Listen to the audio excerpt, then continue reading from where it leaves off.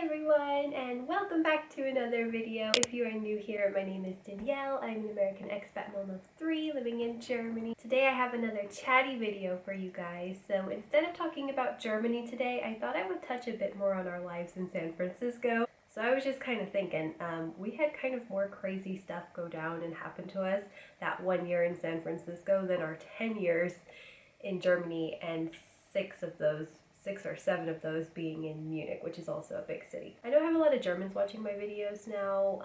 I think a lot of Europeans kind of have like California like pictured as like this picturesque place, which it is a beautiful place. And a lot of people think, oh, everybody's super progressive, so that must mean that it's a super awesome place to live. How do I say this nicely? In reality, California can be a bit of a hole sometimes. Not to say that all of it is, but we have a very big difference. Like the middle class is quite close to inexistent, I think, especially after the crisis. Keep in mind, everything that I talk about is going to be like from 10 years ago. I know that people have said that the homeless rate has gotten a lot worse in San Francisco and just in general in California, so I can't really speak for that.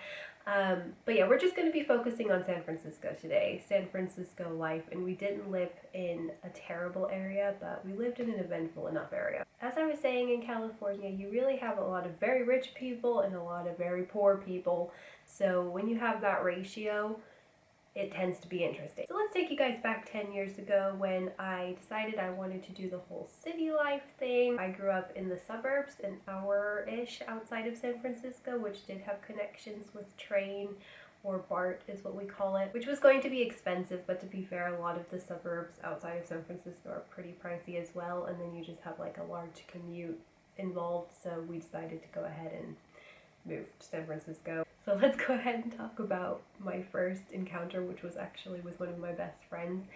I went with one of my best friends to look at a place to live. I was looking at several places to live in San Francisco before we decided on one. I decided to go with a friend because actually I had already been to a place in Bayview, which we can talk about also in this video, but I wanted to start with this story. It's just the most extreme and the funniest. So I went with my friend. We took BART that day. First of all, we had a hard time finding it, and I definitely noticed that Balboa Park, there was definitely some like shadiness to it. Like it just wasn't really that cozy or homely, I guess you could say, of a vibe. It was where my city college was, which where the campus was okay.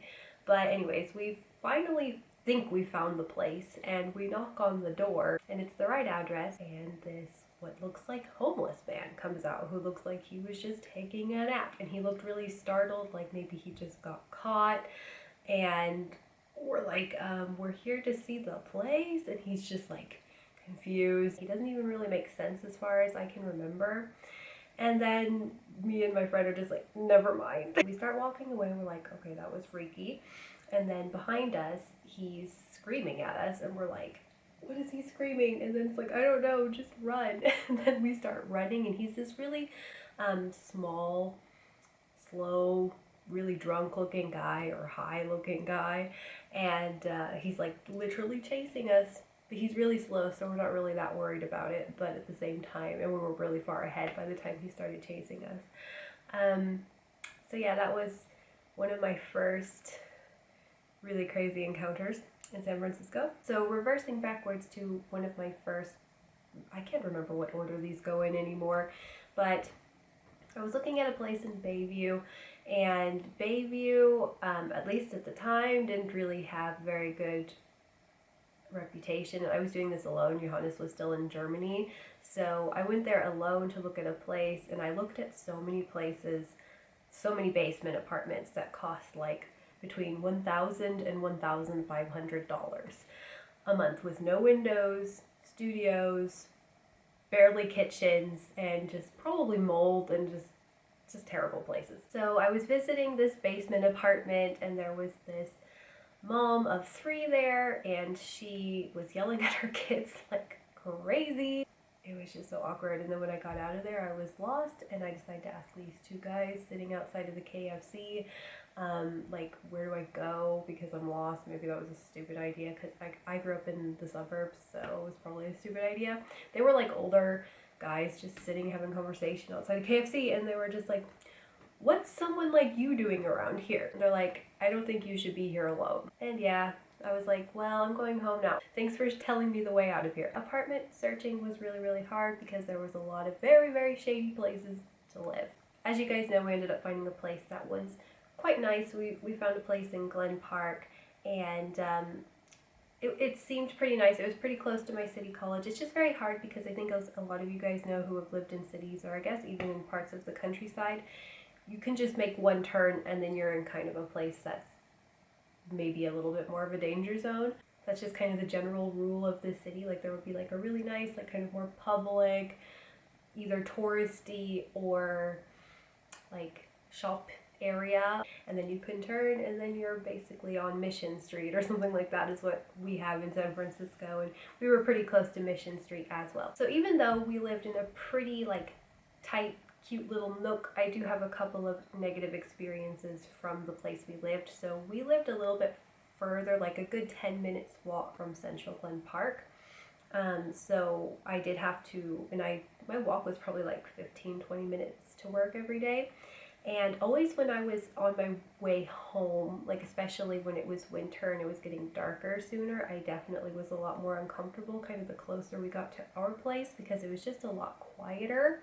We were starting to get kind of closer to Mission Street again. I didn't have too many negative experiences. I did get a couple of guys stop in their car asking me if I wanted to go somewhere with them, or like one in particular asked if I wanted to go to the fitness studio with them, which at first I was kind of offended because I was like really overweight at the time, and I was like, is that supposed to be a joke? But he seemed kind of genuinely interested in me, but I was like, no, leave me alone. So yeah, when I was going that way, I always felt a little bit more uncomfortable just because there was just a lot less people around, and I think that that's just the general when you live in San Francisco or in any city, when you're in a part where it's like a neighborhood, but it's also close to a center. You just don't know who you're going to run into. Our little place seemed pretty safe, but we did hear gunshots outside our window one time. I can't remember, it was like 3 in the morning, and it was like a drive-by situation. Like we heard a car like driving really fast, you know, you can hear the tire wheels, and then we hear a gunshot like literally right